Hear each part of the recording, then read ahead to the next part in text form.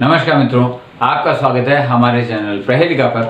दोस्तों, आज की पहेली हमारी पिछली पहेली भी गणित से जुड़ी हुई थी। आज की पहेली भी गणित से जुड़ी हुई। गणित से जुड़ी पहेलियां भी मजेदार होती हैं, आपको दिमाग लगाने का वो होता है, साथ में आपकी गणित भी थोड़ी सी उसमें वृद्धि होती है। दोस्तों, आज की पहेली है एक चरवाहे पर जो भेड़ चरा रहा था अपनी, तभी उसने एक किसान के 3 बेटे देखे।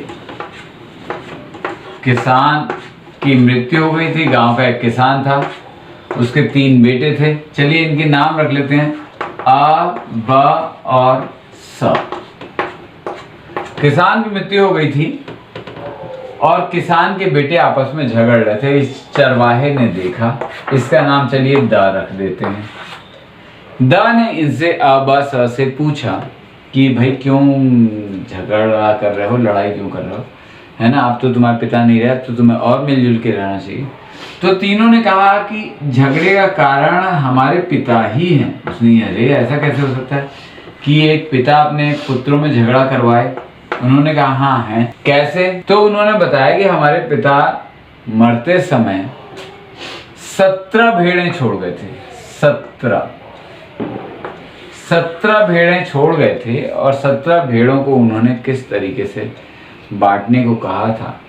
उन्होंने कहा था सबसे बड़े बेटे को इसका 1/2 भाग दिया जाए, दूसरे बेटे को इन भेड़ों का 1/3 भाग दिया जाए और जो सबसे छोटा बेटा है उसे 1/9 भाग दिया जाए।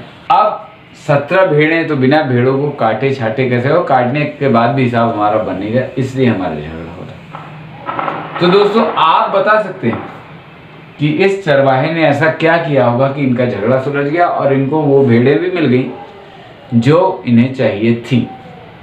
आपके पास 10 सेकंड है। चलिए 10 सेकंड में आपको अतिरिक्त देता हूं, क्योंकि मुझे लगता है गणित की पहेलियों को, उनका कैलकुलेशन का गणित करने में थोड़ा समय आपको लग सकता है।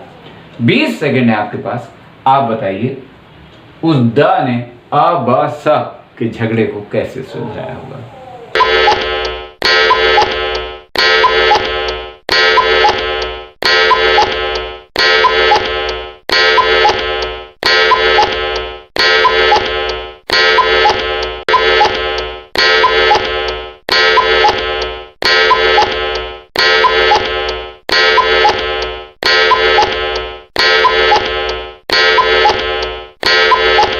दोस्तों, उस द ने एक काम किया।